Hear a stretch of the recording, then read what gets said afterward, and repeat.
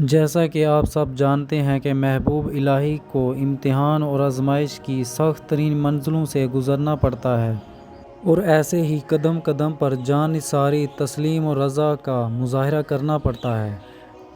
امت مسلمہ کا اجماع ہے کہ اللہ تعالیٰ کے بعد تمام مخلوقات میں انبیاء کرام علیہ السلام کا مرتبہ ہے، اور وہی اللہ تعالیٰ کے سب سے زیادہ قریب ترین ہیں۔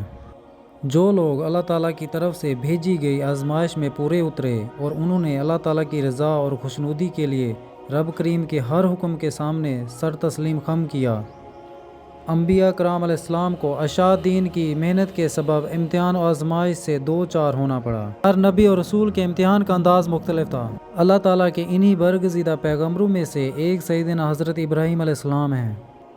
آپ علیہ السلام اللہ تعالیٰ کے جلیل القدر پیغمبر اور تسلیم و رضا اور اطاعت ربانی کے پیکر تھے۔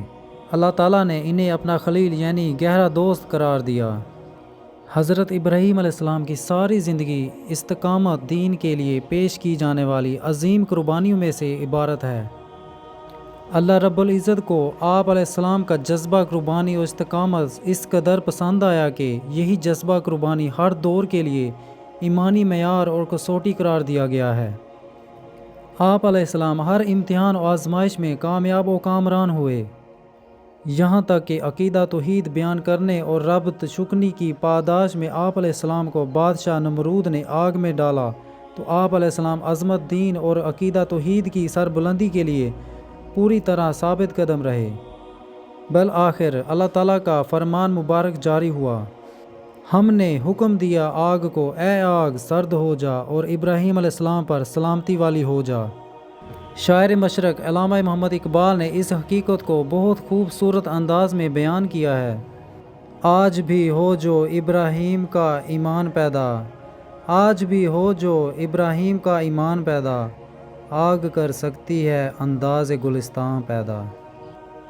ابھی یہ آزمائش ختم نہ ہوئی تھی کہ اس کے بعد اپنے لخت جگر حضرت اسماعیل علیہ السلام اور بیوی حضرت ہاجرہ کو فاران کے بیان میں چھوڑنے کا حکم ملا۔ یہ بھی کوئی معمولی امتحان نہ تھا، سخت آزمائش کا مرحلہ تھا۔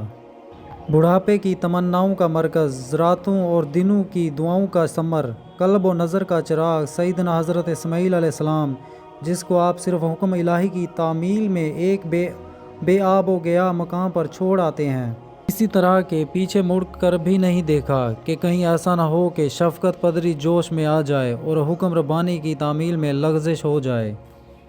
ان کٹھن منزلوں کو عبور کرنے کے بعد اب تیسری آزمائش کی تیاری کی، جو پہلے دونوں امتحانوں سے کہیں زیادہ سخت ہے۔ حضرت ابراہیم علیہ السلام 3 رات متواتر خواب دیکھتے ہیں کہ اللہ تعالیٰ فرما رہے ہیں، اے ابراہیم تو ہماری راہ میں اپنے اکلوتے بیٹے کو قربان کر دے۔ حضرت ابراہیم علیہ السلام تسلیم و رضا اور اطاعت ربانی کے پیکر بن کر تیار ہو گئے۔ چونکہ اس امتحان میں آزمائش میں بیٹا بھی شریک تھا، اس لیے باپ نے اطاعت شعار اور فرما بردار بیٹے کو اپنا خواب اور اللہ تعالیٰ کا حکم سنایا اور اپنے نوعمر فرزند سے پوچھا، اے میرے بیٹے، میں نے خواب میں دیکھا ہے کہ میں تجھے ذبح کر رہا ہوں، بتا تیری کیا مرضی ہے۔ حضرت ابراہیم علیہ السلام نے اپنے بیٹے سے رائے اس لیے پوچھی کہ اگر بیٹے کی رائے ہوگی تو ایسا کروں گا، ورنہ میں اپنے بیٹے کو ذبح نہیں کروں گا۔ نہیں نہیں، ایسا ہرگز نہیں، بلکہ حضرت ابراہیم علیہ السلام نے رائے اس لیے پوچھی تھی کہ میری نبوت کا وارث اس آزمائش میں پورا اترتا ہے یا نہیں، اور یہ بھی معلوم ہو جائے کہ اللہ تعالیٰ کے حکم کے بارے میں بیٹے کا تصور کیا ہے۔ حضرت اسماعیل علیہ السلام کی فرما برداری تو دیکھیے، وہ بیٹا بھی تو کوئی عام بیٹا نہیں تھا، وہ بھی آخر خلیل اللہ کا فرزند تھا، اور اپنے والد کی طرح اول عزم، ثابت قدم، عزیمت و استقامت، تسلیم و رضا اور اطاعت ربانی کے پیکر تھا۔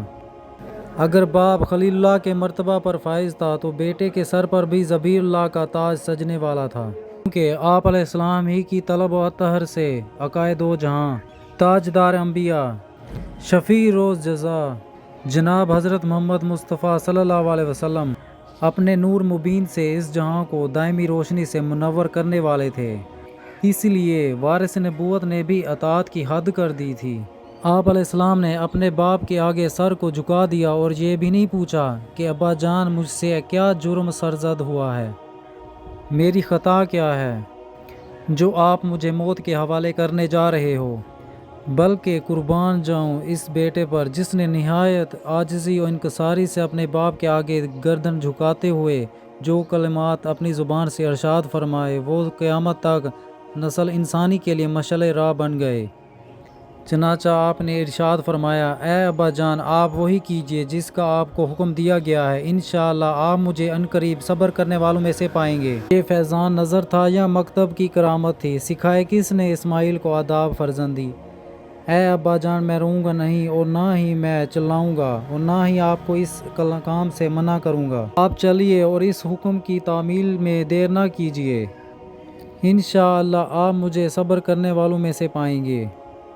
اب آگے بڑھ کر حضرت ابراہیم علیہ السلام نے اپنے بیٹے کو پیشانی کے بل لٹا دیا، اور حضرت اسماعیل علیہ السلام نے اللہ تعالیٰ کے عشق میں اپنی گردن زمین مبارک پر رکھ دی، اور باپ نے چھری کو چلانا شروع کیا تو آسمان دنیا کے فرشتے پہلی دفعہ اطاعت خداوندی اور تسلیم و رضا کا یہ عالی شان منظر دیکھ کر شرشد رہ گئے۔ لیکن اللہ کریم کی طرف سے ندا آئی، اے ابراہیم، تم نے خواب کو سچ کر دکھایا، یہ ایک بڑی آزمائش تھی، تم اس میں کامیاب ہوئے، اور اللہ تعالیٰ نے جنت سے حضرت اسماعیل کے بدلے قربانی کے لیے ایک دمبا بھیج دیا، اور یوں یہ سنت ابراہیمی قیامت تک ہر صاحب استطاعت پر واجب کر دی۔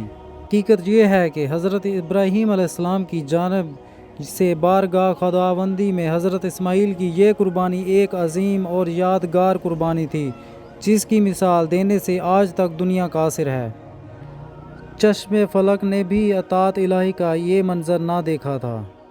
صبر و استقامت اور جان نثاری بھی محو حیرت تھی کہ ایسا باپ جسے بڑھاپے میں اولاد نصیب ہوئی، اس پر وہ چھری پھیرنے چلا ہے۔ اللہ پاک نے خود ان کی ایسی تربیت کی تھی، شعور و فکر و دانائی کی وہ دولت انہیں دی تھی۔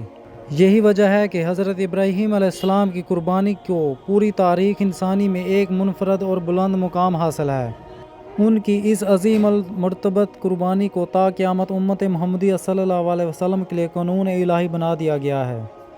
قربانی در حقیقت اس وعدے کو دہرانے کا نام ہے کہ ہمارا جینا، ہمارا مرنا اور ہماری ساری زندگی اللہ تعالیٰ کے لیے ہے۔ یہی ایک مسلمان کی زندگی کا حقیقی مقصد ہے۔ زندگی کے اظہار کے لیے کسی بھی قسم کی قربانی سے دریغ نہ کرنا بندہ مومن کا شیوا ہے۔ قربانی کا مقصد تقویٰ اور پرہیزگاری کا حصول ہے۔